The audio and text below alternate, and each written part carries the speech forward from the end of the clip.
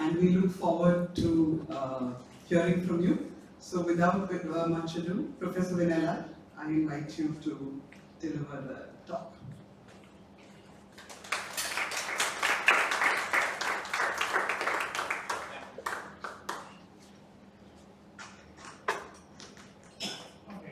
Good evening.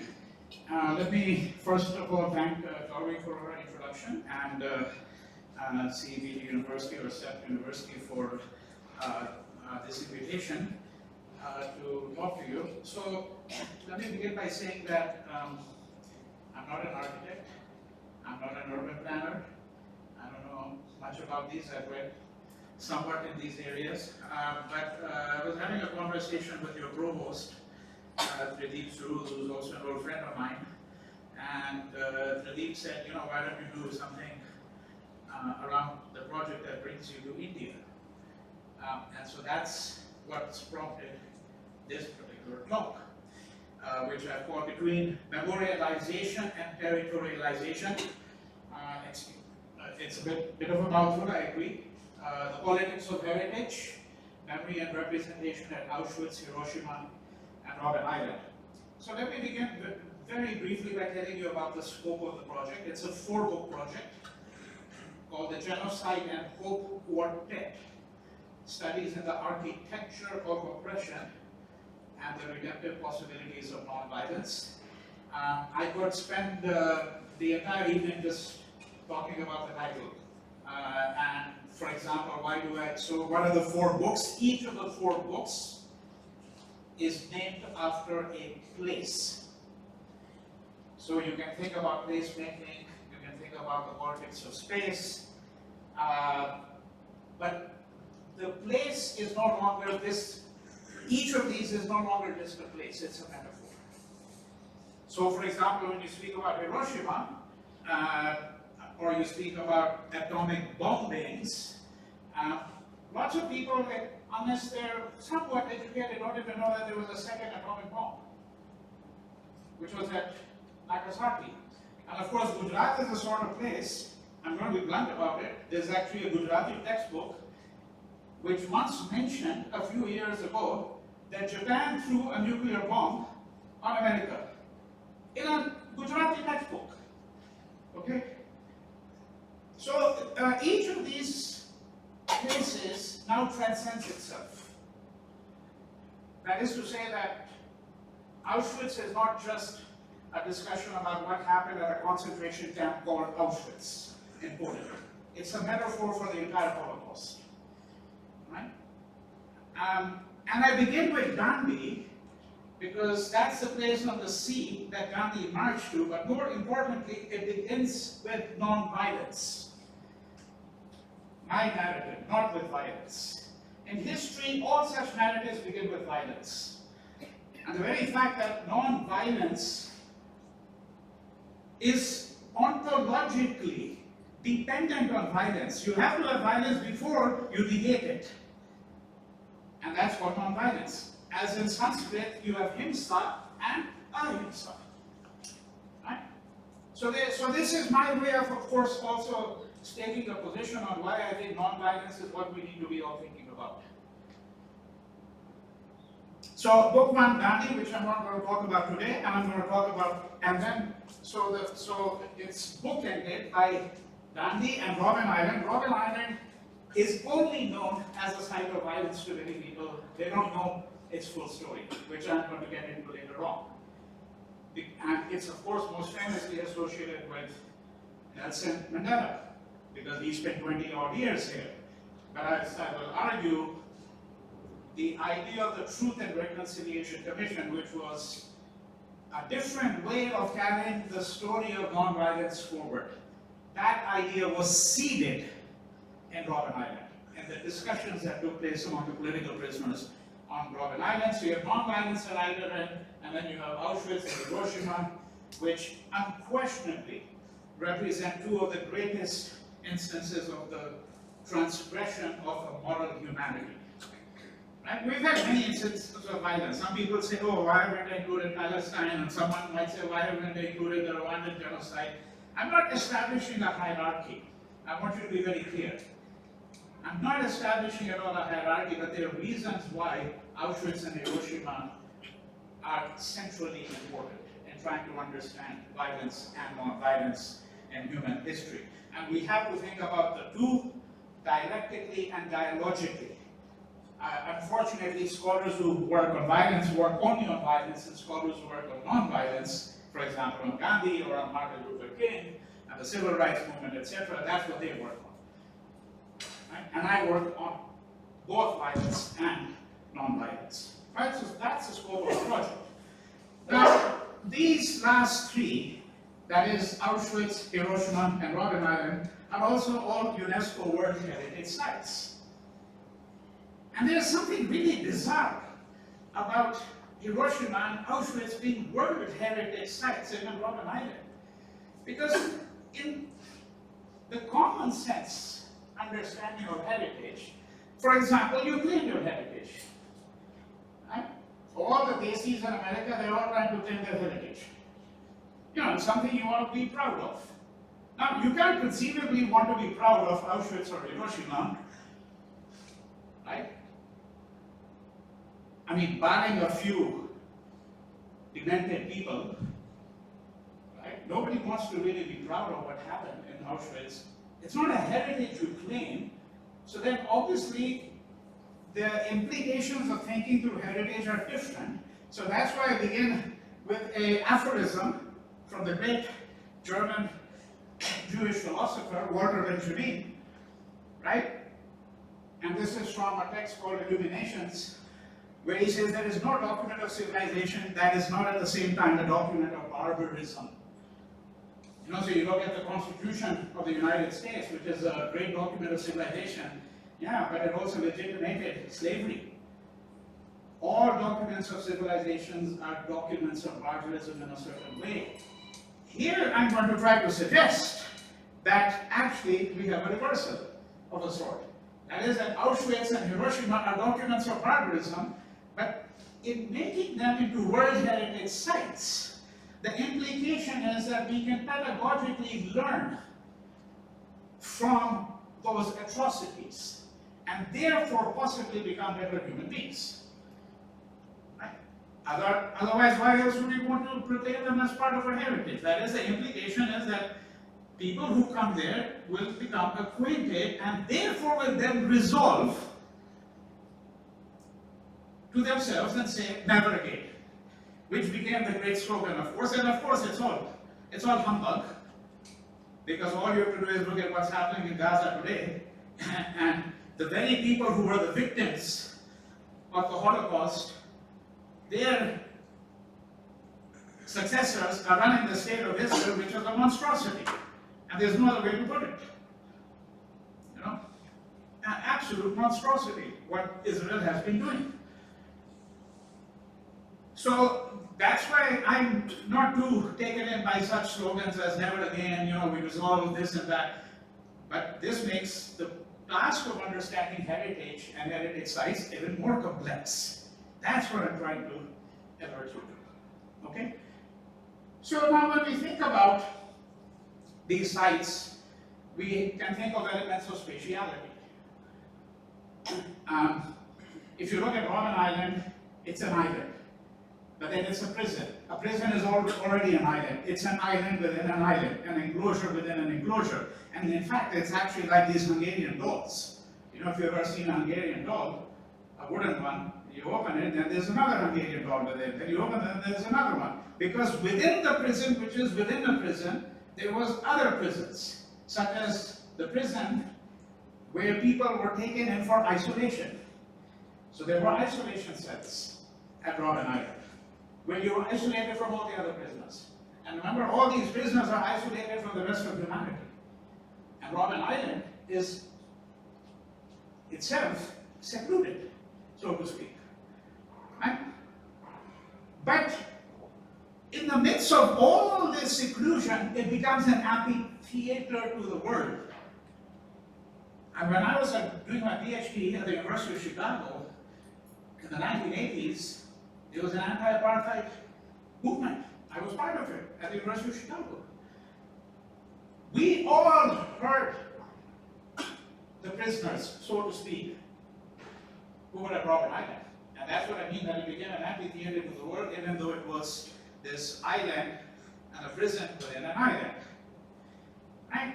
And I'm not, each of these we can talk about at length. I'm giving you a kind of a way to get into all of this, particularly, I hope, as students of architecture, because I don't think that the practice of architecture should be conducted without reference to certain ideas of humanity, certain ideas of ethics, right? And we have to think about notions of temporality and spatiality in the broadest possible sense. Now, Auschwitz was a camp. It was a Lager. Lager is a German word. But believe it or not, it was also a city. As a concentration camp, Auschwitz used more electricity than Berlin at the height of the war. I can give you citations, by the way, to all of these things. Okay? It was not just a camp. We're going to find out a little bit more about that in a moment, right? And then when we think about the Holocaust overall, it would be very interesting to think about the topography of the Holocaust. So summer of 2023, I went to Poland for 20 days. Nobody goes to Poland for 20 days, unless you've got a project. People are bewildered if you go for even more than a week. Because they say, yeah, technically there's Auschwitz and there's Krakow and Warsaw, and that's it. But all the concentration camps were in Poland. First, you have to understand that when I say concentration camps here, in this case I mean death camps. Because there were obviously camps in Germany. The camps in Germany were not set up as death camps. Eventually, people were kept in those camps, but they were never set up as death camps. And we'll look at the difference between these camps again momentarily. But what's extraordinary, so I went to 7 sites in Poland. What's extraordinary is all of them are in the proximity of either a forest, or in the midst of a forest, or there's a river, or there's sand dunes. Right? And you have to think about it. What is the topography? What's happening here? Right? And again, there are thousands of books written on the Holocaust. There's only one book that I know of which only looks at the idea of the topography of the Holocaust. Hiroshima. Why and how was Hiroshima bombed? Right? There again, if you look at the images, and you'll see there are a lot of slides here, so at some point we'll just quickly go through images, but I'm setting it up so you can understand what these images are and how to interpret them. What's interesting is the various ways in which soil, air, water all become part of the narrative of Hiroshima, because all became contaminated. So contaminated that when the bomb fell, the temperature in the Aoi River, on top of which is the bridge, was over 5,000 centigrade. 5,000. So people jumped into the river thinking they might cool themselves off, because the instant the bomb fell, within 1 minute, 25,000 people have been killed. Within a minute. And then within an hour or two, 60,000. And of course the deaths continued because of radiation over the decades. Right? But what's extraordinary is, again, these stories of the river, fire, the elements. So one way to think about all of this is the elements. Because when we think about Hiroshima, what we think about is an offense against humanity. What about the offense against nature? Our understanding is so anthropocentric of everything. It's like what's happening in Gaza. Of course, I agree that we should first of all be thinking about the people who've been killed there. Tens of thousands of Palestinians who've been killed, and yes, a couple of thousand Israelis, including what happened on October 7, 2003, and then thereafter. But that entire area, the nature there has been completely desecrated. Completely desecrated. That's another part of the story, right? Now, so let's go to the concentration camp.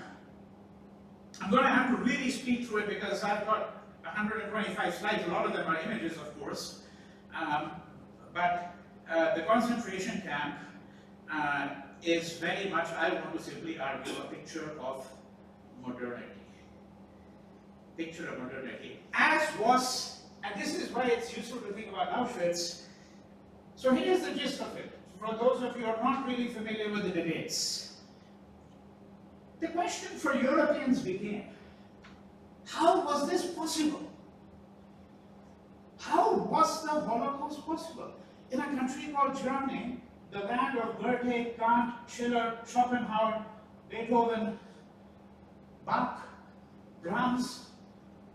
I can read off 300 names in half an hour if I just sit there. Look, gigantic figures in art, music, literature.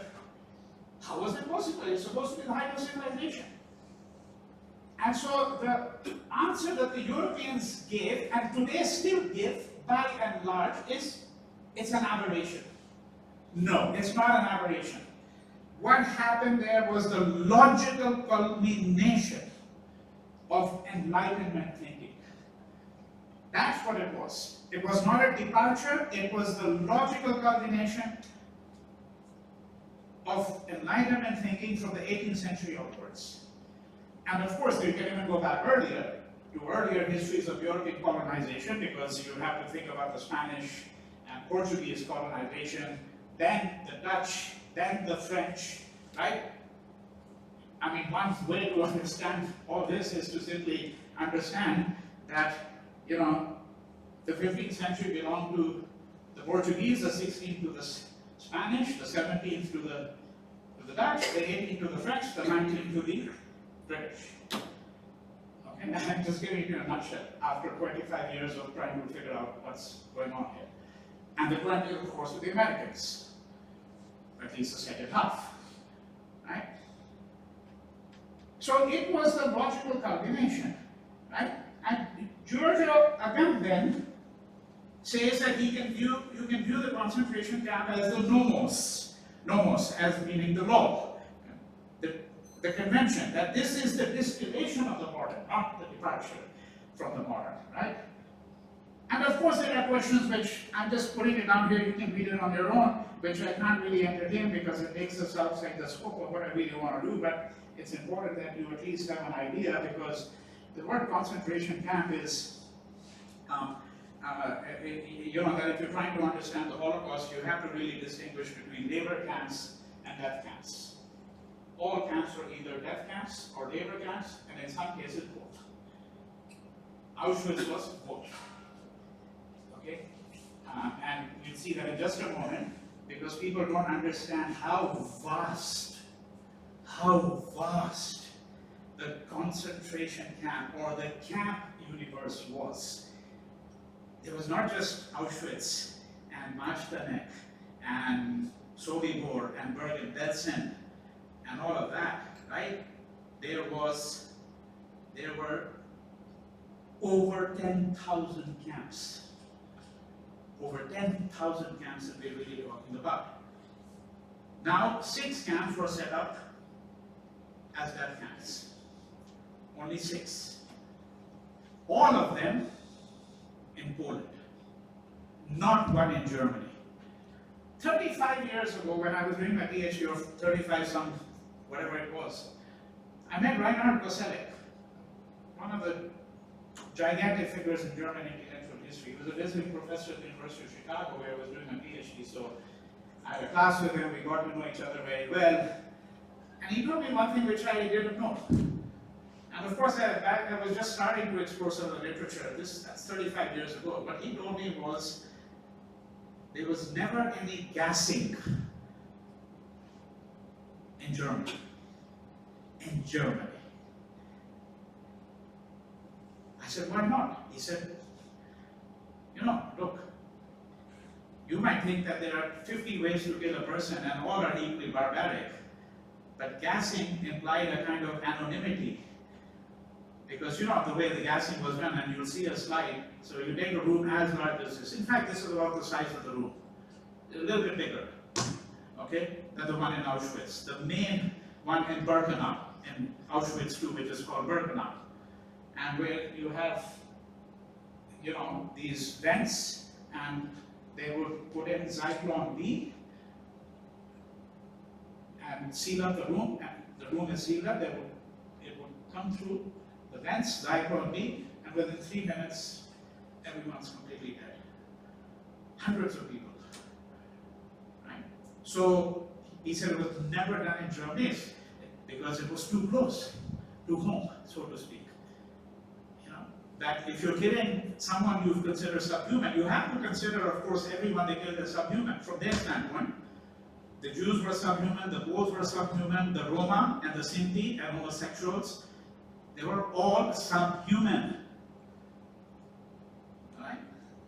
And Zyklon B was invented, by the way, as an insecticide. It was first used for insects. And then they said, why not use it for humans? You know? So again, there are all these incredible complexities when you begin to think. And the first concentration camp, so here I'm using that phrase concentration camp as a generic, a camp, was set up in Dachau, which is just outside Munich, and it was set up for political dissidents, meaning communists, for the most part. Okay? And then over the years, other people were brought in, such as Jews, Poles, etc. Okay? So the death camps are Czerno, Treblinka, Belzec, and Sobibor. Majdanek, this somehow the slide got cut off, or I don't know what happened, maybe this was the early version of it. Majdanek and Auschwitz. But Auschwitz is different from these 5. I just want to mention for a second, because Auschwitz initially was set up as a labor camp.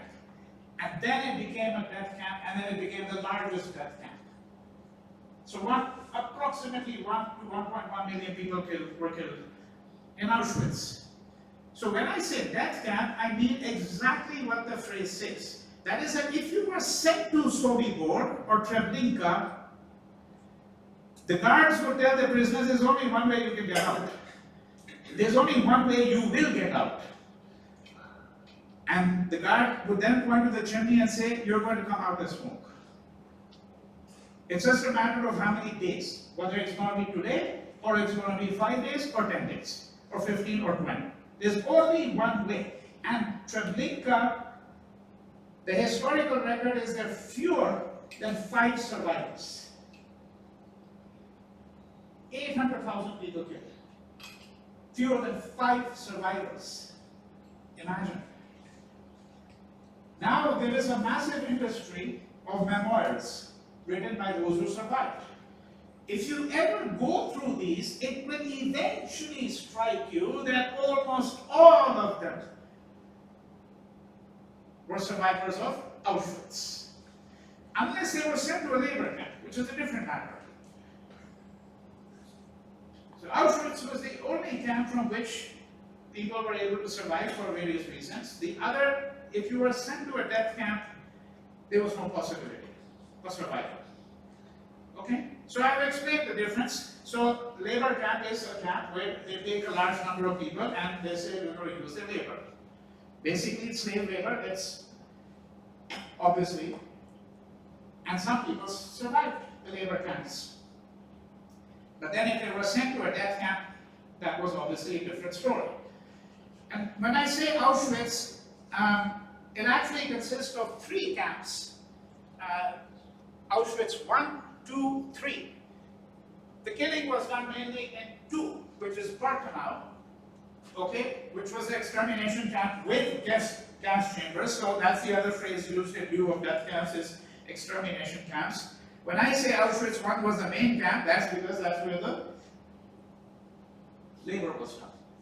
So IG Farben, which was the largest pharmaceutical company, okay, the largest pharmaceutical company in the world, they had production, huge production unit at Auschwitz.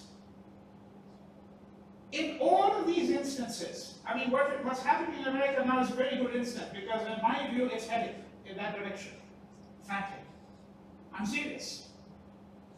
You see the collusion between the people who are in politics, and the wealthiest of the corporate elite.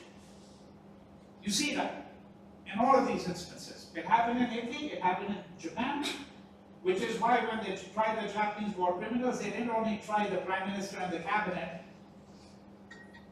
they also tried the people who were the highest level Japanese finance and business world people. Okay? And then there are these sub-camps. So they are the ones that are the feeder camps.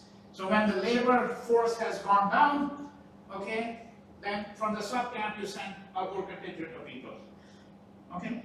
And I can't go through the whole process of what happened when they arrived at the camp because that would take us too far astray once again. But what I want to really ask here is, what does it mean to speak of Auschwitz?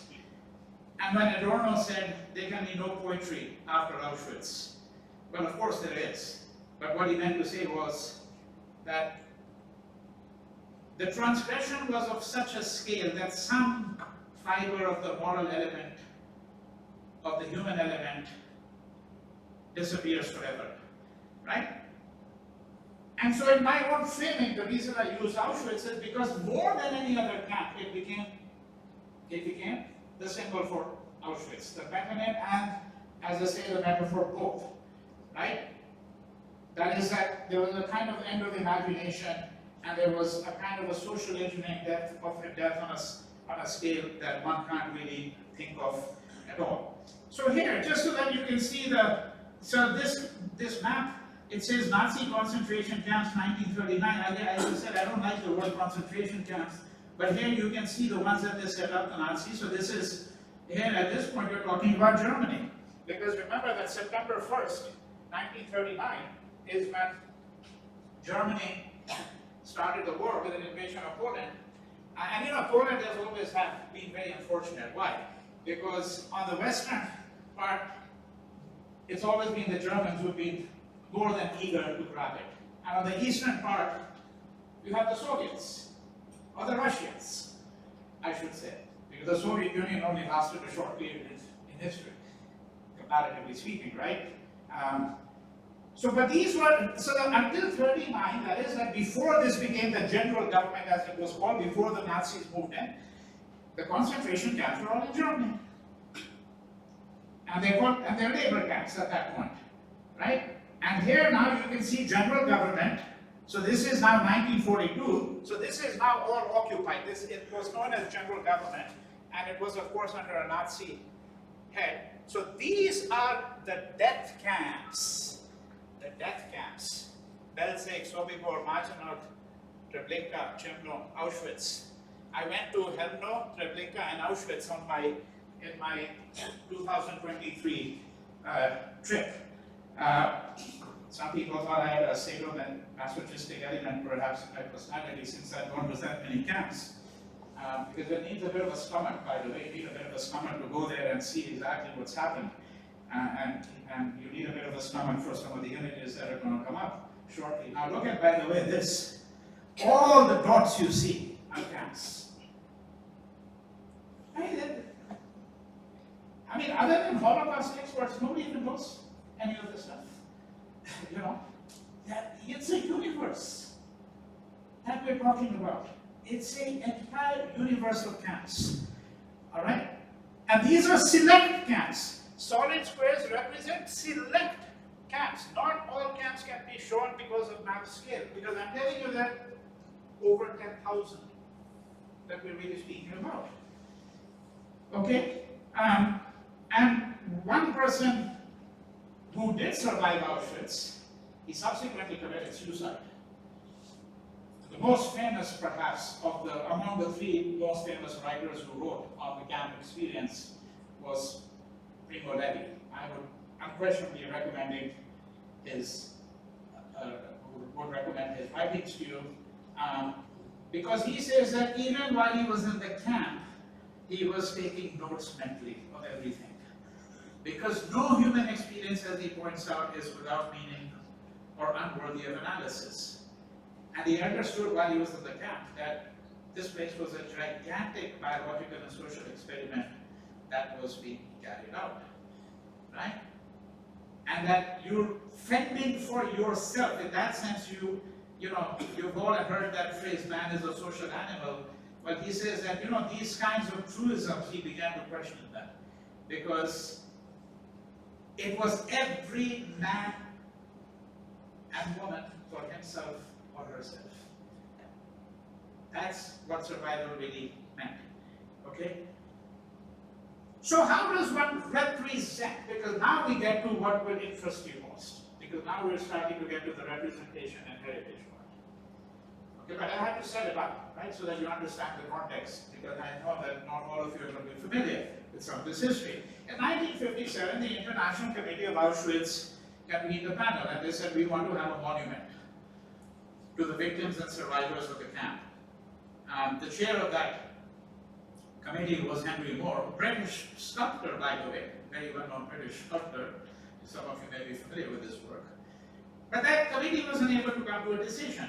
And this is what Henry Moore wrote. Essentially, what has been attempted has been the creation of a monument to crime and ugliness, to murder and to horror.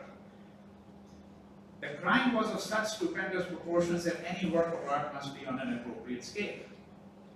But apart from this, is it in fact possible to create a work of art that can express the emotions engendered by Auschwitz? So he is saying the equivalent of what Adorno had said when he said, there can be no poetry. That something within us has died. And here again, it's important to remember that, that if you're a Bangladeshi, I've heard a lot of Bangladeshis say quite rightly, they'll say, yeah, nobody even knows about what happened in 71, apart from us. A million of us were killed, which is absolutely correct. There is a hierarchy, by the way, of human suffering. Unfortunately, because it doesn't matter where it took place, but there is a hierarchy. This Holocaust education is mandatory in 25 countries in the world, mainly in Western Europe, well, more than 25, by the way, Anglophone countries, a few like Australia, Canada, etc. It's mandatory. But not the genocide in Cambodia or in Bangladesh or in Rwanda, right? So there is this question of how does one even represent? But because, of course, partly it's a scale of things there, partly because, and this is why the Holocaust is different. It's not different for the reason that the Europeans and the Germans tell you it's different. Right? They'll say it's an aberration. No, it's different because the social engineering of death on that scale, with state and civil society involvement at every level, is on a scale that we have never seen before, unquestionably. And there were, in fact, millions of ordinary Germans who were completely complicit in the Holocaust. That's something you shouldn't forget. So whenever a German sounds high and mighty, which they still try to do, like for example the way in which they've dealt with the whole issue in Gaza, because you can't even say anything pro-Palestinian in Germany, you'll get into serious trouble. Because they have become the moral guardians, given that they have inflicted this, now they think that we've become so wise and judicious and all of that. All nonsense, frankly. I'm very clear about what I think about German claims to some kind of moral superiority now, that we have really learned what we did. No, that's not the case. Okay? So this complex, Birkenau, there's a little history there now, which I'm going to get into, which is a museum complex. And I'll start showing you slides now after this. Okay? But this museum complex, it was turned into a heritage site and then eventually became a UNESCO site. That's much later. Okay? And some of you may be aware that UNESCO World Heritage Site listing usually means increased tourist traffic, among many other things. It also places obligations on the site that you have to preserve it in certain ways, etc., etc.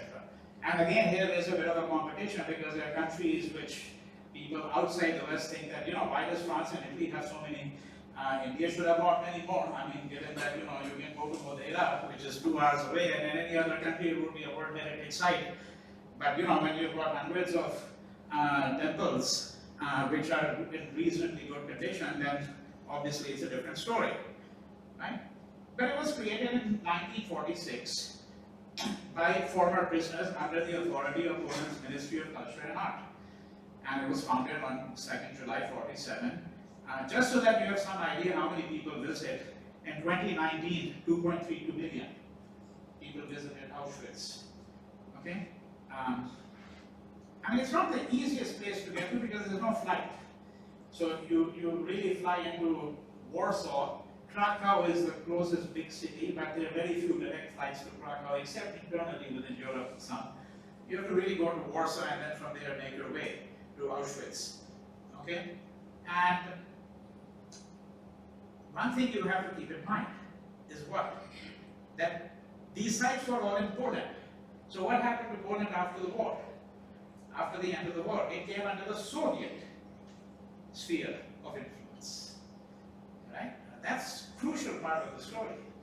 It's a crucial part of the story because we're going to have to see how the communists attempted to influence the narrative and what was to be preserved, how it was to be preserved, and all of that. So if I've given you an instance that pictures of Jewish ghettos, when they have the exhibits, are, I mean, it's amazing, accompanied by photos of US slums.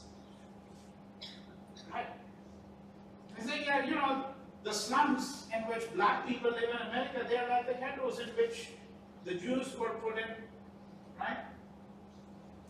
So this is what I mean, that the politics now, and that's where you begin to see the politics of exhibiting, okay, and how is this heritage going to be discussed, right? So in 1959, the decision was taken that every nation that had victims in Auschwitz was permitted to have its own exhibition. So here, let me, before I say that, what might be one problem with that? And anybody venture to say? Every nation that had victims in Auschwitz. The problem is, it elevates the idea of the nation state. See, think of it, there's an internal contradiction at work. The contradiction at work is Auschwitz is supposed to be a site for universal reality. That's what it's meant to be. That you could be an Indian, because you could be an Indian, you could say to yourself, yeah, what does Auschwitz have to do with me? And the people at Auschwitz would like to say at the museum, it has everything to do with you. Because if you're human, then it doesn't matter whether the victim was a Pole or a Jew or this or that. Next day it could be you. Right? But all the barracks, and you'll see again what the barracks are, we'll get to that now because the slides begin now. What happened was that each barrack, so said, okay, this barrack is going to show all the victims, okay, whose origin is in France, Belgium, because remember the Jews were brought from all the places, Hungary, right? So the nation state model, which was the root of the problem in many ways, is replicated in the exhibition narrative. Okay? So here, now we begin to see, so now we'll get through very quickly with the slides. So this is when you enter, you see this huge slab there, right? Forever let this place be a cry of despair and a warning to humanity, right? See here, humanity, they're not saying, and a warning to Germans and Russians, humanity. Where the Nazis murdered, and here I have a huge objection, huge objection. They should say where the Germans murdered. See, when you say Nazis, you're immediately excusing a huge number of Germans. It's a form of, see, how you think about this is very important. Because this has been the strategy that was adopted by Germany at the end of the war with the full connivance of the Americans, so to speak. And the scholars who worked on the Holocaust, who were all European. Not a single Indian scholar ever contributed anything to Holocaust scholarship. Where the Nazis Call them Germans, because that's who the Nazis were. Right? What it does is it lets the Germans off the hook. That's what it does. Where the Nazis murdered about 1.5 million men, women, and children, mainly Jews from various countries of Europe. Although Auschwitz, by the way, was not set up for the Jews. Not at all. The Jews were brought in later. So, but this I'm willing to overlook because you say, okay, you have to have one slab, then the minute history becomes clear when you go through. You need a week to read every single thing that is written there, easily. You'll get the sense of the scale very quickly. So these are the countries from where the victims came. But here again, there's a sleight of hand. Nobody notices these things, but that's what you have to do. What's a sleight of hand? Israel. The victims did not come from Israel. Israel didn't exist. I'm sorry. It didn't exist at that time. Why have they put Israel? And somebody says, yeah, but it's a technicality. No, it's not a technicality. Because what it is doing is it's already giving a history of Israel when Israel doesn't exist. I mean, how do you think Israel lays claim? Precisely through these kinds of maneuvers and gestures. Okay? Right? So here's an aerial map of the whole complex. This is taken at the time from 1945 by the Americans, and this is a very interesting photograph. So these photographs are all by me. You see verdant green. The last thing you think about when you think of Auschwitz is verdant green. Right? But they've created a green space, right? I mean, the grass looks so fresh, you know. It had been raining, but it's a verdant green. And we have to think about whether they should have a verdant green. There was no verdant green for the business. Right? So I'm not saying I'm stating a claim to how I would necessarily want to do it, but it's something to question. Right? Because in a way, it lulls you into thinking otherwise. It puts you in a different frame. Of course, you could say that it works effectively because then what you're going to see next sets up a jarring contrast. But it's interesting, right? So this is that notorious entrance. Arbeit macht frei. Work shall make you free. Yeah? Once you went through these gates, the chances you came out were not great. Work shall make you free. This sign was stolen, by the way, so this is a replica. The sign is actually now under lock and key in some. It's like a gold vault where you store gold, as it were, you know, right? So it's a replica, but that's what it means. Work shall make you free. And of course, the Germans were being incredibly ironic, right? You know, that year is labor camp, you know, the dignity of human labor, all the great teachers have talked about it. Just think of yourself as, you know, doing human labor, and that's a dignified life. And here you see the barracks, so there are different slides which show you the layout of this, and these are all the numbered barracks that you have. You'll see the interior of them, and then they'll take too long once again, but these the alphabetical the numbers, letters also suggest guard post, etc., different things. Okay, and this, you know, so you'll find throughout plaques like these. And just to give you an idea, so this is the depth of one out of literally dozens of such galleries, dozens, because it's very exhaustive. It gives you the whole history, but in a very standard format. Because if you ever go to a Holocaust museum, I mean, I've been to maybe, I'd say about 30 Holocaust museums around the world. Okay, mainly in Europe, United States, UK. They all have the same, virtually the same standard format. The history begins with the defeat of Germany in World War I, the imposition of terms that they found egregious, Versailles Treaty. Okay, then slowly the rise of Hitler, the Weimar Republic, Hitler becoming a chancellor in 1933, passage of anti-Semitic laws, standard, right? So some of this is going to be very standard, but then of course this is a museum, you know, to Auschwitz, so it's going to have detailed explanations for each phase, and then of course the prisoners, where they came from. And you know, one reason we know so much is because of this German obsession with documentation. You know, I mean, how do we know so much? Everything is documented. Everything. You know? And that's why we know as much as we do. Although there are still attempts made to deny. And this is where I was telling Gauri, we were just having an informal chat just, you know, a few hours ago, that so there's a man called David Irving who was, you know, a huge Holocaust denier, and so there was a court case, went on for a long time. Forensic architecture was the key. Since you're architecture students, forensic architecture was the key, because he denied that there were any death camps, there were any deaths, you know, chambers, all of that. And so I have a huge book called The Case for Auschwitz, which gives you all this forensic architecture, the maps and everything, and how it was fought in the courts.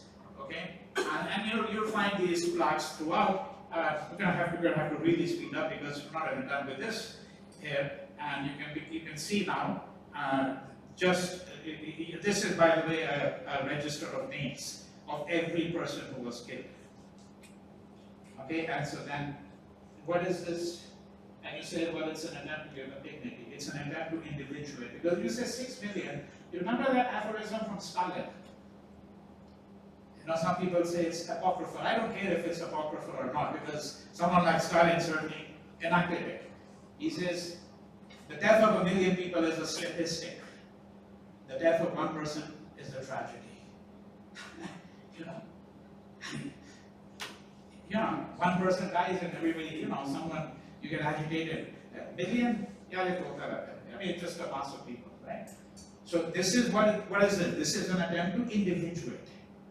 And you say each person is singular in a certain way. And this is related to the politics of the exhibition, because the exhibition has to do with a generality of things, right? It has to do with looking at this mass scale killing. So how do you actually get to individuals if you adopt that framework? That's the difficult question. And this is what I meant here. Every single name, okay, of the person and the city that, or town or village that they came from, yeah, and more of these just so that, and so I'm showing you because everywhere there are plaques. Everywhere you go outside, we're still looking at the outside. We've only seen the interior of a couple of them, and here are the numbered blocks. So each block then gets converted in the memorialization phase. Okay, so this block, you know, it'll be the victims of Belgium, or victims of France, victims of Hungary, Romania, Lithuania, whatever the case may be. Okay, or thematic, right? And they had, and each of, and you'll see very quickly. So the interior of these blocks. So you go in, and these are cells. And this is an important part of what I want to talk about, because we're talking about the politics of representation and exhibition. What does it say there on the top, right? The resistance at Auschwitz. Let me be blunt about it. Complete fiction. I'm not saying that there wasn't some resistance. People with dignity will try to resist in some way or the other. Organized resistance. The most famous story of organized resistance is a Polish person who deliberately got himself caught so that he could be sent to Auschwitz, so that he could report from within there. And they tried to set up a cell, and what's very interesting is these resistance cells, if we want to call them that, were all based on nation-state identification. So the French, Hungarian is much later, the Hungarians were brought in much later, okay? But let's say Poles, Lithuanians, Estonians, okay? etc., etc. Yeah?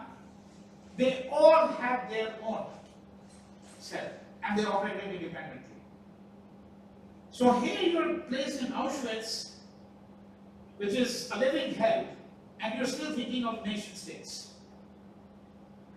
I mean, that is the tragedy. That's a different kind of tragedy that is unfolding here, right? But these are five. There's obviously, it's a huge exhibit on resistance, and I can speak with some confidence when I say that the story of resistance is really grown up here. Why is it? Why do they do it? They do it because, of course, the idea is to suggest that we were not taken like lamb to slaughter. We were not taken like lamb to slaughter, because that used to be for decades the story, right? That why did the Jews resist? And I think, unfortunately, the fact is that in the vast majority of cases, not just at Auschwitz, but many places, they did not.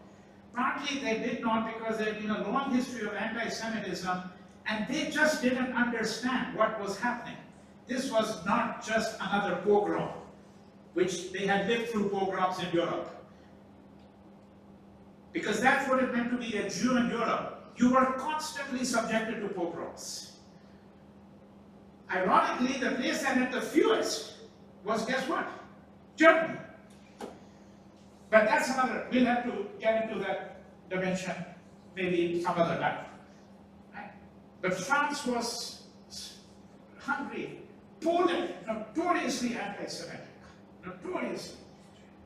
And it's a fact, when you read the memoirs, that a lot of the Jews who survived, because the memoirs written by those who survived, that even when they are on the train being taken to Auschwitz or wherever, they say, yeah, we'll come out of this. Because they've heard that things are happening, and they say, no, it can't be. Look, we've lived through this pogrom before. They didn't comprehend the scale of what was really happening. Okay? So there are lots of reasons why this narrative of resistance is built up. And here again you see a long gallery, and you can see the plaques, and sometimes they would show you something like this, but on the whole they didn't. Although when you look at death camp photography at the time of liberation, which I'll show you very quickly, what really strikes you is masses of bodies of people who are entirely naked, or dead of course, just dumped. Right? Just dumped. I mean, when the camps were liberated, Auschwitz, Majdanek, all of them, there's a liberation, right? The troops come in, either the American or the Soviet, depending on where you are. They couldn't believe what they were seeing. And so this Auschwitz museum has this exhibit, okay?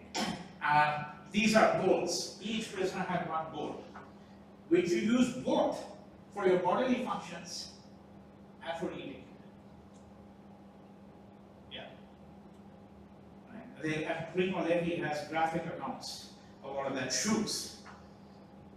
So there are thousands of shoes that were taken. There's a whole room now where, and each of these is worthwhile talking about, discussing, but I am giving you a little bit of a sense of what it means to go to a place like Auschwitz. Material proof of crimes is what it says on top. So that's, so these are material proofs, because someone said it never happened. Well, these are material proofs. That's what they're trying to show you. That, this is all these prisoners whose stuff was taken away from them. Okay, extermination. So there's a long, and once you go inside, they'll tell you exactly how it happened, okay, what they did, okay, etc., right? And this is Auschwitz too now, Birkenau. This is where the ovens were, the gas ovens. They would put the bodies into the oven, okay, and this is one of the gas chambers. Okay, so you were taken into this building, as I said, it was sealed, and then they would open the vents, and within 2-3 minutes, everybody was dead. everybody. And what's interesting is that you read the accounts when they opened the door, because when gas, so what do you think people did? They rushed towards the door, which was of course boarded, but that's the instinct, right? That you're going to have. Let me try to escape. And so when they opened the door from outside, there was a massive heap of bodies which would just fall. These are the gas ovens once again. These are the barracks. Here I'm showing you an empty one here. Okay, and here is the one with the beds. So you might be sleeping on one of these beds for 3 years, 4 years. General survival time in Auschwitz was 88 days. The average. From the time that you got there, 88 days, because there was a selection, as it was called, when you came. So if you were put on one side, it meant immediately extermination. If you were put the other side, it said, we're going to use your labor first. Right? And this is one of the most notorious photographs, of course, that is more iconic photographs because these are the trains that brought in. The Allied troops, armies were asked to bomb these lines. They never did. Another story there, of course. So now I'm concluding this section. I'll quickly go through these, and here I've summarized some of the things I've mentioned, not all. I've mentioned the nation-state idea, the relationship of Auschwitz to the history of the West, colonization, European colonization, is the idea of resistance overblown, right? And Auschwitz camp liberation photography, which I'll turn to before I go to Hiroshima very quickly. But this inherent tension of Auschwitz as a Polish site is a very complicated matter. Why is it? Because until a few years ago, sometimes the people would refer to these as Polish camps. And the government of Poland correctly objected. These are not Polish camps. They are in Poland because Poland was occupied by the Germans, but these are not Polish camps. These are German camps. And so they actually passed a law in Poland 4 years ago, saying anyone who refers to them as a Polish camp is committing a criminal offense. It's extraordinary when you think about what's involved in thinking about all of these things, right? These photographs, very few of these are shown at Auschwitz today. These are photographs taken by photographers after liberation. Okay? And just look at this, right? The kind of dehumanization involved there. This is the land of Kant, critique of pure reason, practical reason, and Schiller, and all of that, right? Well, that's what it all came down to, And this, right? This is Buchenwald. This is not Auschwitz, because Auschwitz, by the way, also tells you about some of the other camps, right? But again, photograph taken after liberation, okay? And so this, when I put this slide in this afternoon in preparation, something happened, which was amazing to my mind. And I'll tell you in a moment, but you know what this is. So these are troops, American troops here. This is the liberation of a camp, okay? Buchenwald, which is near Weimar. Weimar was, of course, the cultural capital of Europe for a while, right? Goethe was there, the greatest figure, right? But when they came, so that's a lorry full of dead bodies, naked. Because they would find literally thousands, so they had to bring in these bulldozers, and then they would. And so what happened this afternoon? So when you put in a slide, then Google immediately suggests a caption. It will automatically put in a caption for my consideration. Soldiers with a lorry of dead animals. Google can't recognize, or doesn't want to recognize, shall we say, that these are humans. Extraordinary, right? But that's this liberation camp photography that I'm speaking about. Okay, and this is just to give you an idea. So this is a camp which is right outside Krakow, because that site has Auschwitz, of course, gets 2.2 million visitors. This gets about 10 a day. Nobody even knows about it. And because when I went to Krakow, I said there has to be. Has to be a camp somewhere close by. It took me a long time, 3-4 days before I finally got wind of the fact that there was one, and it was just a few kilometers away. But you can see now what it is just, these are the little, they've got a map here of what used to be the site of the camp. It's now a neighborhood, and you can see it's now actually a walking park, a large walking park, urban walking park, but they do have this monument at one end of it to the victims of the camp. Okay, Hiroshima. Now, remember that's the other middle part, right? And this tells you a little bit about the history of the museum that was set up, the renovations that took place. I've been to Hiroshima several times, but I was last year. The A-bomb dome was added to the UNESCO list in 1996. Everybody recognizes Hiroshima through the one building that survived, so to speak, and is preserved, right? And that's the A-bomb site. So here I want to give you the questions before in a format, and then I'll quickly run through the slides. So, as I said, the museum was set up by actually a survivor, an A-bomb survivor, very soon after the atomic bombing. If you look at this, right, the atomic bombings in August 45 are set up in 1955, and its director was an A-bomb survivor. They're called Hibakusha. Hibakusha is not the right pronunciation, it's Hibakusha. The architect is a very famous Japanese architect. I'm sure that you all know more about it than I do. Kenzo Tange. Okay. Renovations to the museum were done over several times. The last big renovation was 1994, when they had the east and west buildings which were connected by elevated walkway, which you'll see. Okay. And the question here is, what is the politics of representation? That's what we're looking at, politics of representation and heritage. And you could say very briefly that there are two approaches in the exhibits. Okay, so there's the museum, and the museum is within a park. And we'll see that in just a moment, right? But the east and west buildings have slightly different functions, which I've described over here.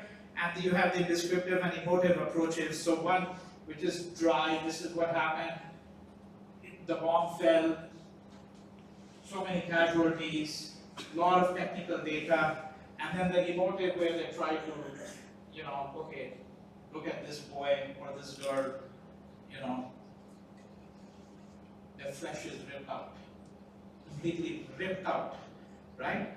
Okay, and of course it's a very complex question of the representation of Japan's role and culpability in the exhibits, because if you're going to give a historical account, Hiroshima didn't happen in a vacuum. Nothing happens in a vacuum. So if you give that, then of course that's where you start to run into difficulties. And what do I mean by that?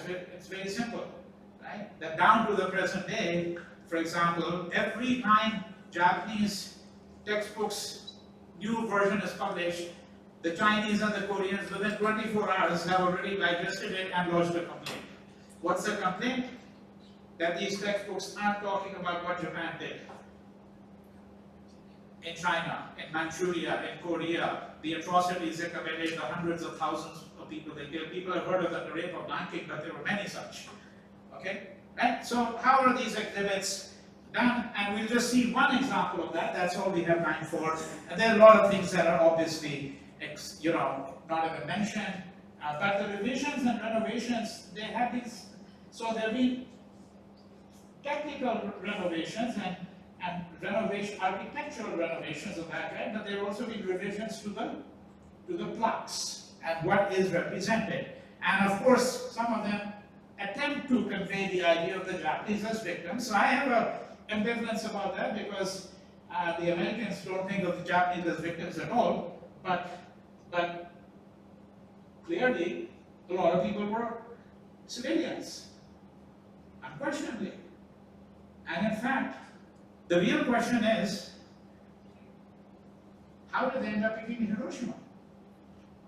And once you know that story, then you know very well that, yeah, the Americans deliberately picked this place for certain reasons.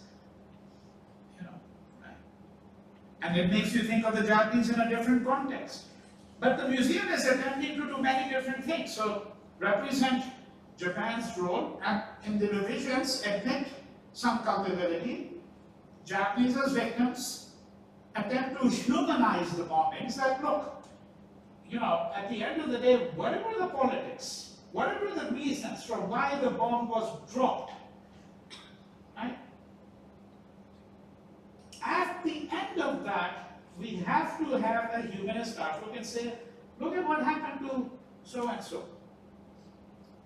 How their life was ripped out, etc., right?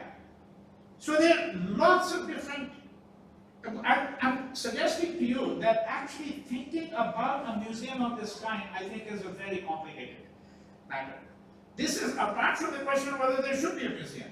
I'm not going to get into that because I'm among a minuscule minority who has serious questions about what we call a museum, no matter what kind of museum it is. You know, right? But it's worthwhile, that, as I said, that will take us in a different trajectory, but it's worthwhile thinking about some of these questions. So here is an instance. In the original, one of the exhibits, the original text said this. Let's just look at that for a moment. Huh? In 1931, the Manchurian incident led to Japanese military engagement. Look at the passive construction. I mean, what do you mean it led to Japanese? The Japanese caused the Manchurian incident. Right? By 1937, the incident became a full-scale war between the two nations. It's putting it in a language of complete neutrality. What you have is the Japanese basically conducting war against the Chinese. That's what it is. In 1941, the next sentence is just mind-blowing. In 1941, the surprise attack on the US naval base at Pearl Harbor hurtled Japan. Okay, so Japan was thrown into this. But who actually conducted this surprise attack? I thought it was the Japanese, wasn't it? But look at the construction here. It's extraordinary. This is exactly what the plaque said. And then, of course, you know, when they revised it eventually, 25 years later, you see the results. The Japanese military engagement, even now it's, I would say, too neutral, okay? Engagement on the Chinese mainland, which began in 1931 with the Manchurian incident, had escalated into full-scale war by 1937. But now, look at the difference between this sentence and this one here. In 1941, with a surprise attack on Pearl Harbor, Japan started. Right? And you compare it to what you had before. And so this is why it's actually very demanding going through these places, not only because of the images, but because if you're seriously paying attention to how they're representing it, then you begin to see that there is a politics over here. And now we run through the images, so here's from across the river, that's of course the atomic dome, and over here, and this is now part of the park.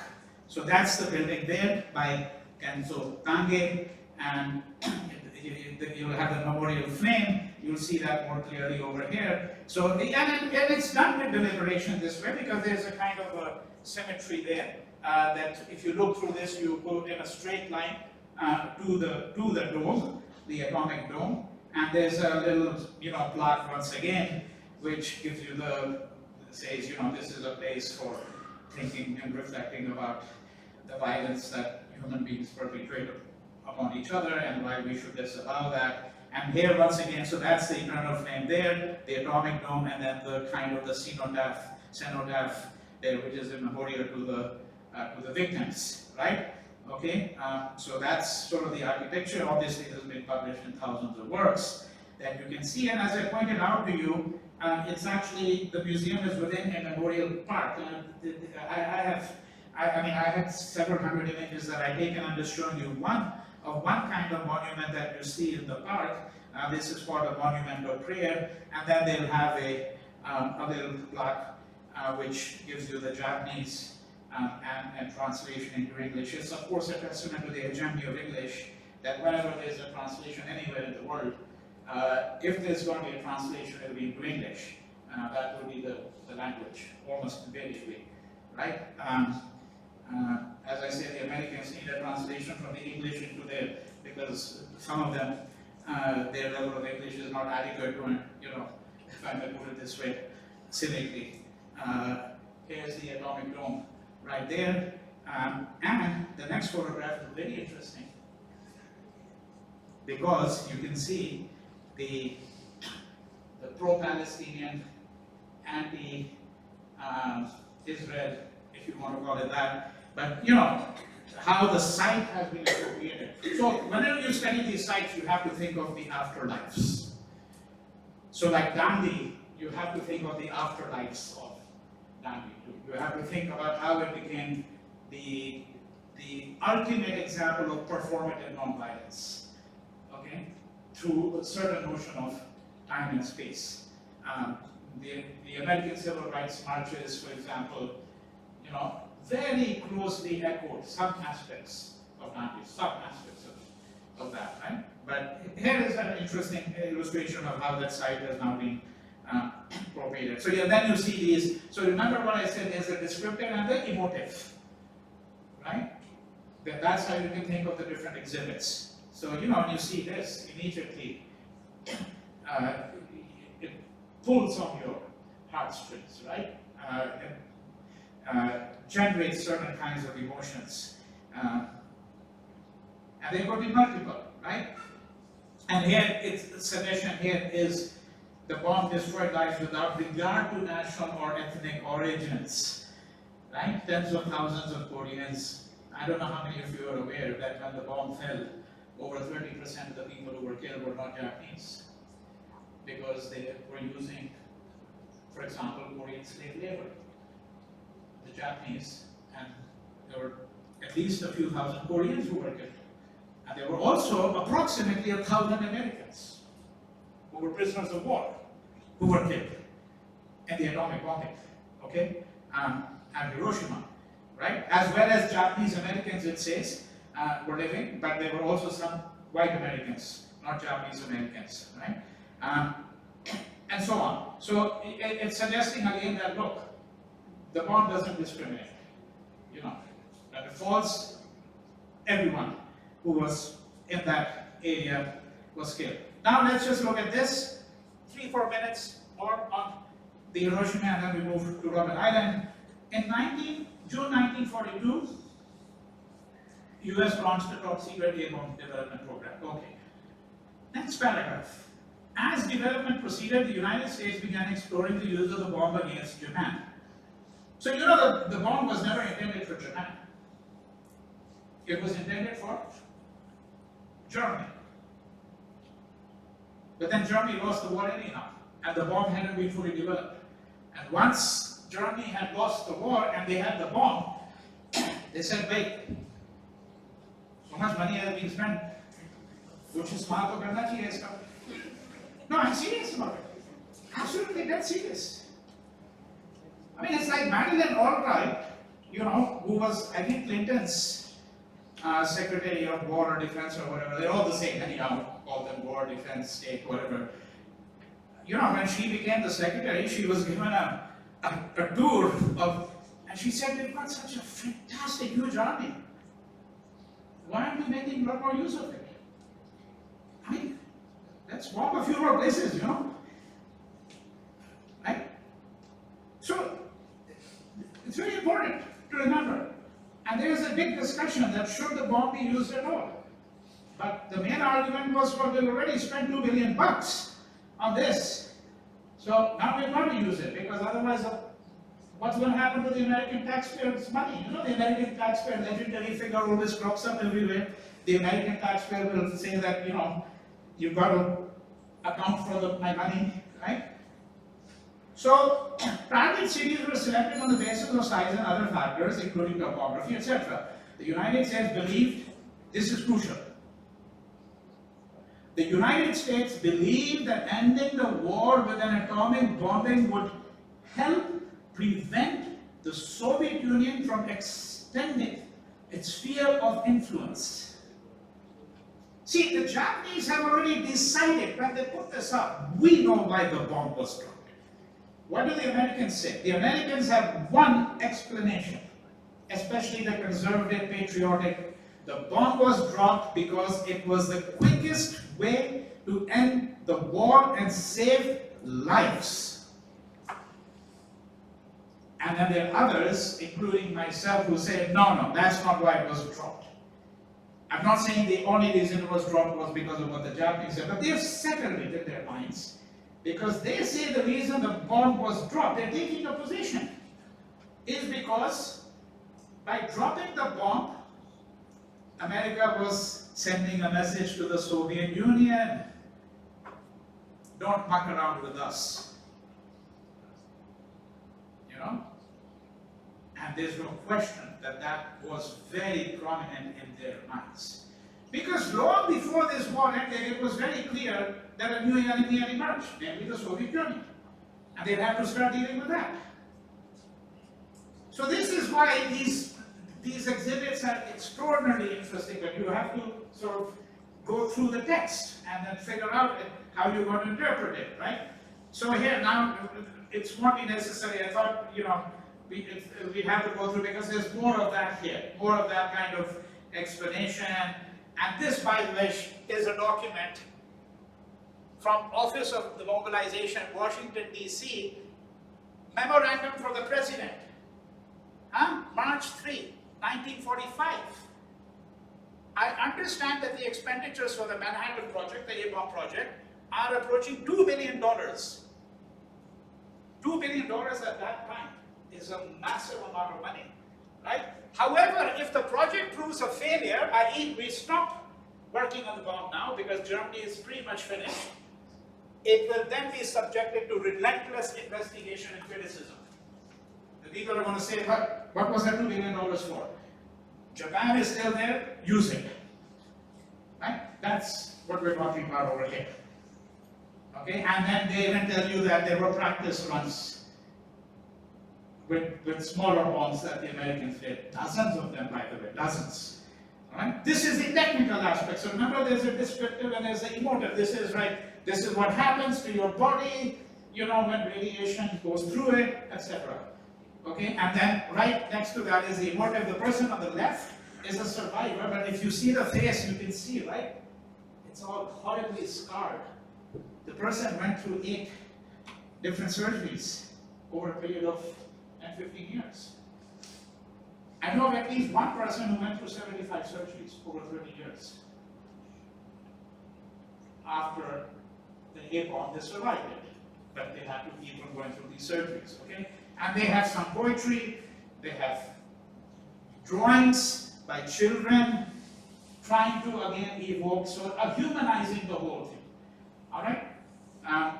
So this is, I didn't see much of that at Auschwitz, by the way. So a lot more here at the Hiroshima Museum here, okay? And these are all drawings done by Japanese, almost contemporary. You can see, right? This one is, because literally what happened is when the bomb fell, if you didn't die, your flesh just came off. And so there are these people who are walking around like complete ghosts, almost. Hundreds, thousands of them.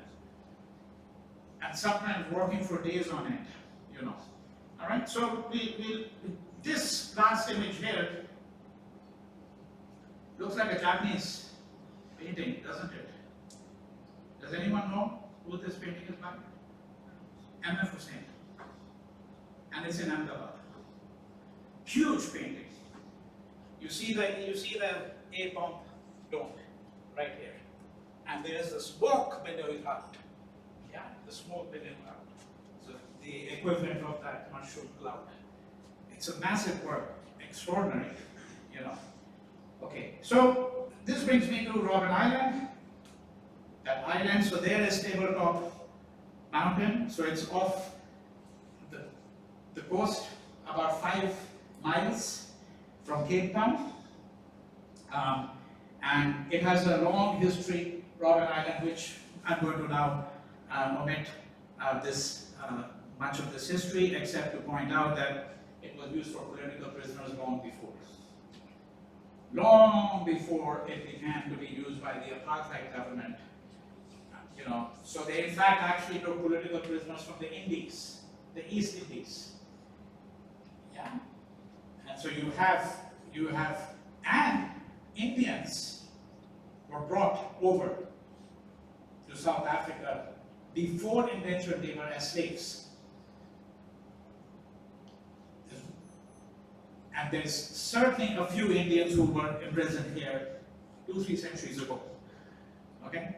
So, but it has lots of elements of this history. Say it was a leper colony at one point, a mental asylum, okay, and during World War II it became a kind of a fortification. Hosa, these are one of the indigenous tribes there, and he was sentenced to death by the British. So, you know, you might have heard about the Boer War. The Boer War, that was fought between the British and the Boers, that is the Dutch, for supremacy in South Africa. At least some World War prisoners were brought here as well. Many were sent to St. Helena, another island with a very interesting history, but Robben Island, of course, becomes paramount for the history of South Africa. So in 1930, the Cape Times carried an ad, and it said, quote, on April 1st, April 1930, April 1st. So some people, when they read that ad, they thought that the April Fool's Day. Yeah, they can't be serious about this, but they were. The Robben Island will be available to whoever makes the most attractive offer for it to the Lands Department. And then underneath that ad, they suggest possible futures for this. So remember, at this point, it is not an island where political prisoners from South Africa are being sent. No. They had been political prisoners in the early 1800s, even the late 1800s, but then it was used as a leper colony, and it was used as a mental asylum. Okay? So these are all the possible suggestions in 1930, and in 1995, at the end of apartheid, and after Mandela had been freed and they had the first free republic of South Africa, you find, strangely enough, again some suggestions, echoing the kind of thing that was said in 1930. There was even a suggestion that they should set up a Disney amusement park on Robben Island. Okay? So 1930, I've seen the 1930 ad, and I've seen some of the discussions of 1995, and strikingly similar in some ways. Okay? So when you have to take a ferry, you take the ferry. When you come off the ferry, this is over here, the ferry. You come off, you walk here, and then you walk this way, and then you see these 3 huge, sort of like plaques, which kind of give you pictures and a little bit introduction to Robben Island, and then you get into this courtyard. Okay, I have 2 videos, but we won't have time for the videos. The videos are very short, but well, actually, here I just pressed the next button and it started playing. So it's 15 seconds. Yeah. You just get a sweeping view. You can hear the wind. Okay, all right. And let me go to the next slide. And this one is also video. This is the guide when I last went there in 2023 or 2022. And so one of the traditions they have at Robben Island is the guides are all former political prisoners. Okay? They're all former political prisoners, and they sort of tell you a little bit about the island and what they did and all of that. Right? So here again, 15 seconds. You know. Okay. So this is sort of like the first kind of this would have been a room that would have been used to summon prisoners, and the officers would have sat there, you know, let's say they have to have a discussion. First prisoners arriving on Robben Island. I put this here for one reason, because as with the other 2 sites, I'm discussing the politics. So one of the things that is a very substantive matter is the fact that Robben Island, to most people, is associated with only one figure, and that's Nelson Mandela. But Nelson Mandela was only one of 2,000 plus political prisoners on Robben Island. Okay? And there is a serious concern about whether Mandela is in fact necessarily the best representative of the political culture of that island. That's why it's important. Now, so wherever you go, you find that they have highlighted a little bit, perhaps excessively, Mandela's role, right? So the subversive garden, the manuscript of Nelson Mandela's biography, Long Walk to Freedom, was hidden in this garden. And the quote is from Nak Maharaj. Nak Maharaj is one of the major leading figures of the movement. By the way, a disproportionate number of the people, proportionate to their population, that is shared, disproportionate number of political activists, particularly at the highest levels, Indian. And which is very interesting because Indians do not have that kind of political history in many countries that they went to. But in South Africa, it was a very different history. And again, in my view, that has to do, in part, with the legacy of Gandhi. I know that, that's, there are few takers for that kind of view today, in today's India. But there's no question, in South Africa, you can see that throughout. Okay? And he wrote his autobiography there, and in bits and pieces, toilet paper here and there, and it's rolled up and it has to be smuggled out, and it was hidden in the garden. Right? So, there's a kind of mythography about Mandela. And this is the whole question of whether that isn't one problem with the exhibits on Robben Island. So here's a view. You can't really get off the bus. There's a bus that you have to do. There's only one or two places where they let you get off. And one of the places you get off, you can just see here a view of the surrounding area, right? There have been attempts to escape, and it is possible to swim.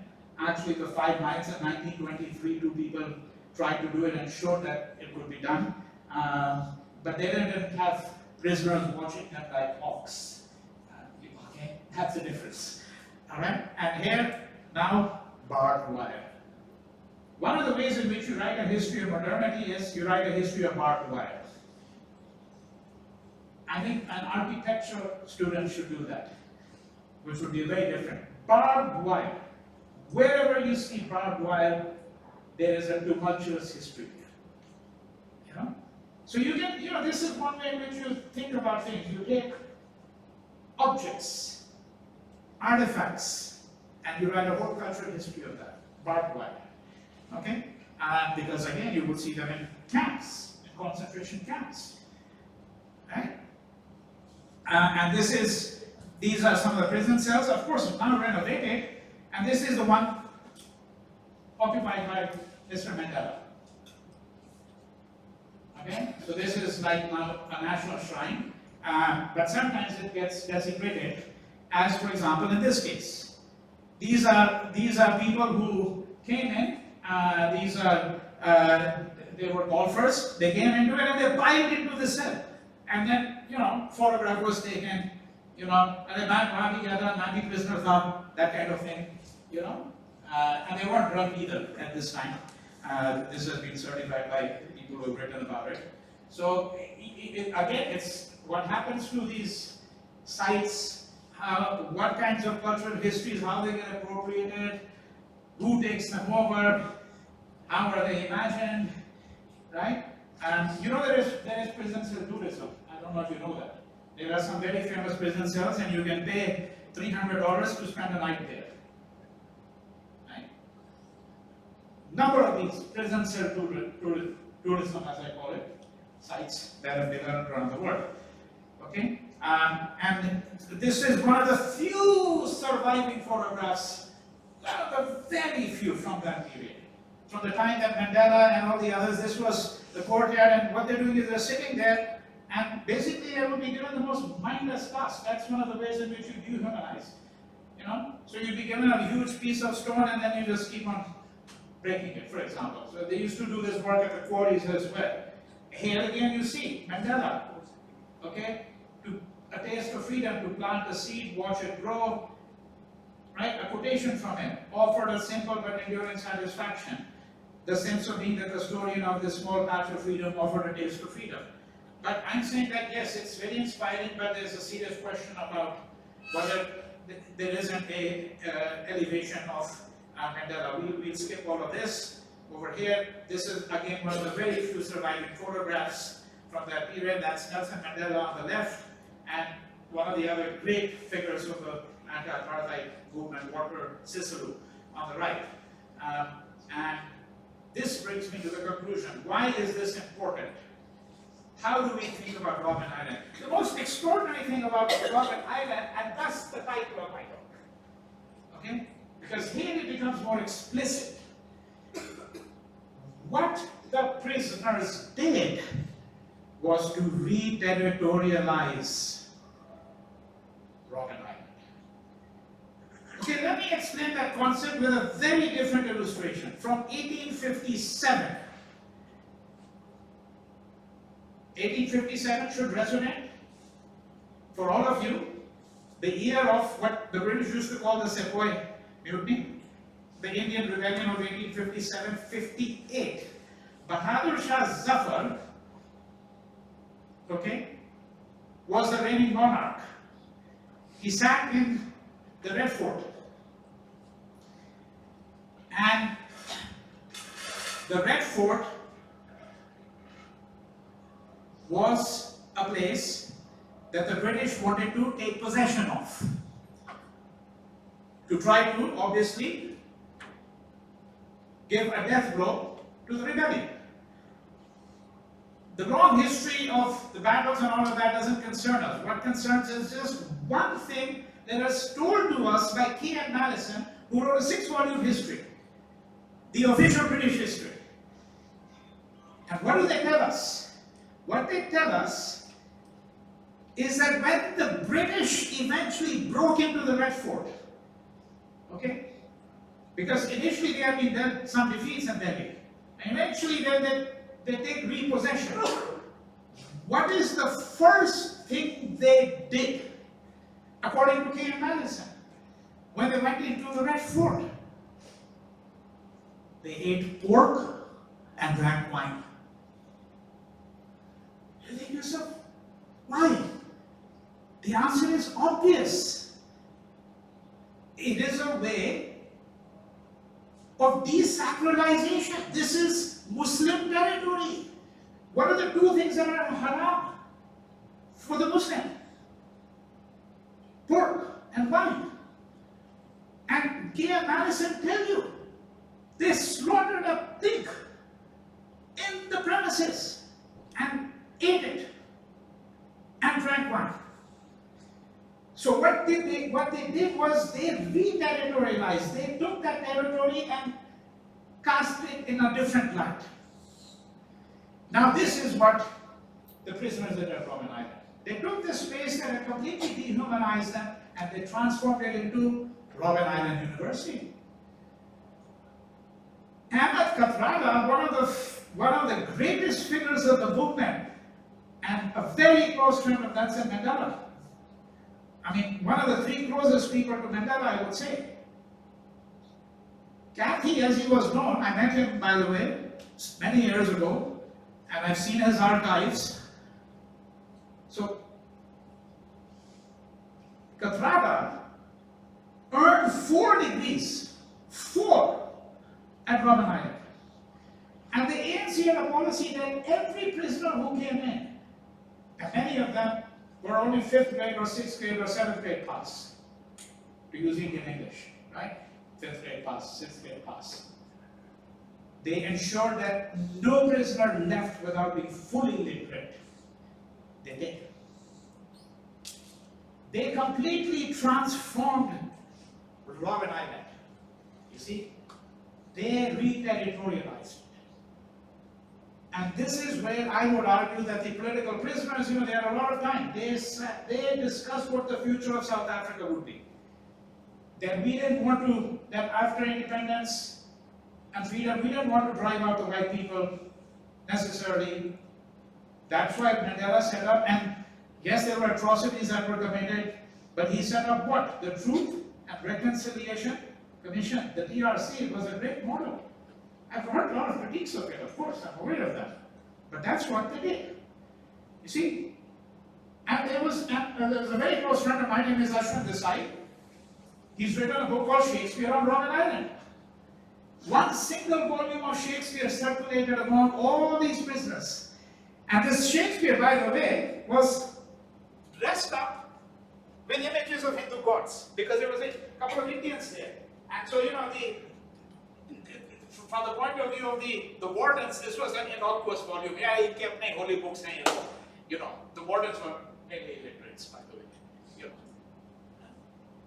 This is a prize item, this particular book, and this is, the person reading here is another Indian, Swami Venkatratnam, Swami Venkatratnam, who was a political prisoner and who was the one who had put this cover from a calendar. Okay? Right? So this is what I mean by the reterritorialization of Robben Island, right? And the transformation of the space so that it becomes, and this is, I discussed the education of Ahmad Kathy Kadrada after independence. Of course, Kathy became a legendary figure, and here he is giving Barack Obama and his family a tour, because Mandela would say to Kathy, dignitaries coming here and give them a tour, no one knows the island like you do. He spent over 20 years on the island, Rwanada. And what is most amazing about all these people, I was in South Africa last year for 4.5 months, and met another person who became a very good friend of mine, Marcus Solomon. Not a trace of bitterness in any of these people about what happened to them. The brutalization, the imprisonment over all of these years, right? The love book, this is one of these scrapbooks that he kept, there are 10 of such books. Quotations from all kinds of writers from all over the world, because they had access to a library. A lot of prisoners like the Jail has a library actually. The Jail in Delhi. Okay? Right? So this is what I mean by the reterritorialization and the poetics of space. And last slide here, there are serious questions. Who lays claim to Robben Island? So, for example, the political prisoners were not all from the ANC. The ANC is a major party, right? African National Congress. They were also from the PAC, Pan-Africanist Congress. They were from the SACP, South African Communist Party, and from smaller parties. But the ANC has laid claim, in a way, and so there's serious discussions about that, and when you look at the plots, then you can begin to question that. And of course, then the question is, and it's a World Heritage Site. There are lots of anti-apartheid sites. This is one of the very few that is a World Heritage Site. Why Robben Island? And again, does this have to do with Nelson Mandela, or does it have to do with this idea of an island, people who were cut off? And notwithstanding the fact that they were cut off for so long, nevertheless, they were able to maintain their spirit, right? So these are some of the questions that I would call to your attention when you're thinking of Robben Island as a heritage site. And my apologies for taking that long, but that brings me to the end. Yeah.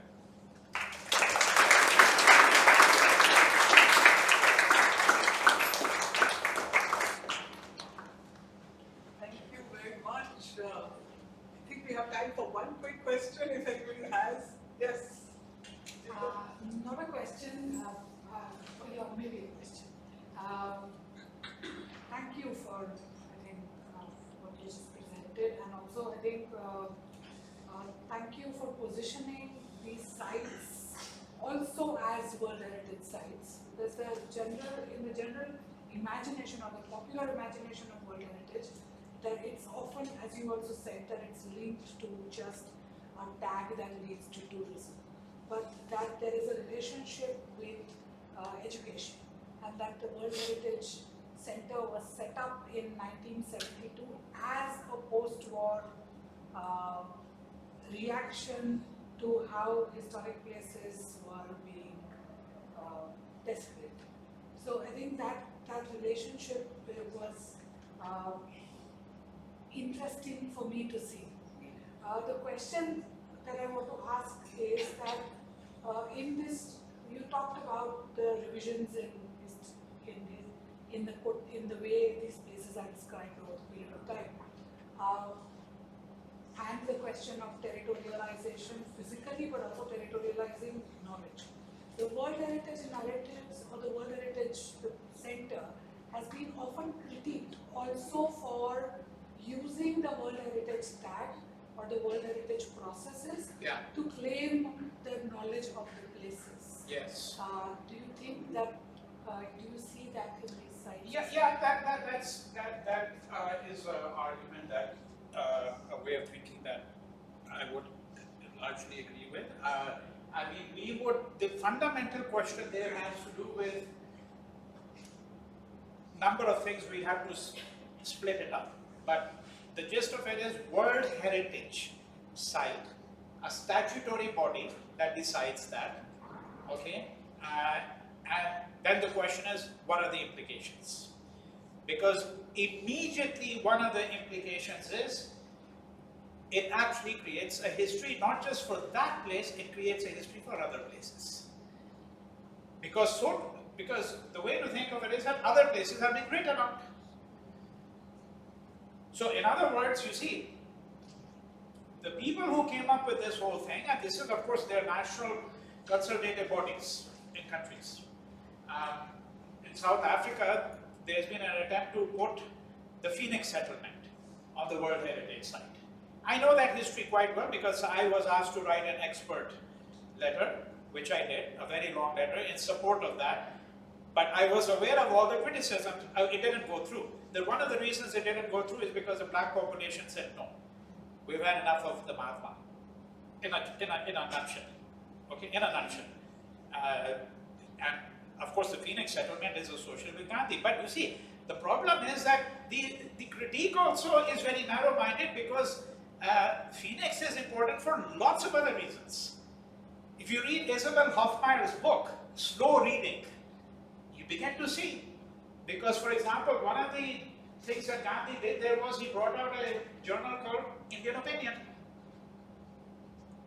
Now you tell me which other newspaper in the world of that kind is published in 4 languages simultaneously and creates a whole network, global network, in an extraordinary way. It was published in English, Tamil, Hindi, and Gujarati.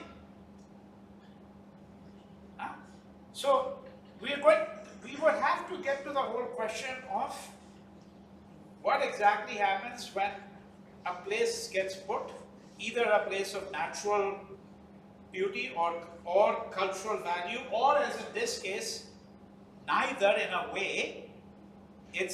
That's why I began with that aphorism. It's basically saying that, look, there's a place of barbarism. Now, let's see if we can derive some civilizational impulse from this. Because these are places of barbarism, wouldn't you say? Auschwitz and Hiroshima. Right? And so therefore, to really address the question you're asking, we're going to have to do lots of things. We're going to have to consider the dialectic of what is actually being addressed. Okay, what are the acts of displacement? Whenever something purports to be about something, it is often about something else. If you see what I mean. Huh? Yeah. Okay, and that is one of the things that's going on with the whole UNESCO World Heritage project. It also has obviously real life consequences in terms of tourism. It drives tourist traffic to certain sites rather than to others, right? And there can be employment consequences, by the way. The economic restructuring. Huh? The economic restructuring. Oh yeah. Oh, absolutely. Yeah. Employment, etc., etc. There are lots of consequences. So it's not just some innocuous kind of thing, which you have to really think through about what's really going on with these. And again, I don't think it's only a matter for historians and policy planners and sociologists. I think people working in architecture, this is centrally related. Much of it, of course, if it's a site like, let's say the Grand Canyon, you might say architecture isn't there, but even there it is, by the way. Because if you go to some of these now, they've built this they built this walkway of glass. Huh? Okay? You think of it, right? Immediately you can see. So we would have to be careful not to make distinctions between, so to speak, natural bridges and human-made bridges in that case. See?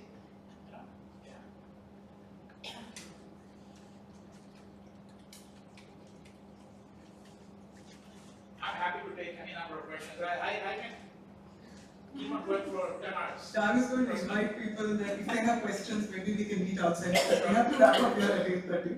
Thank you very much, and thank you all for being such a lovely audience. Have a good evening.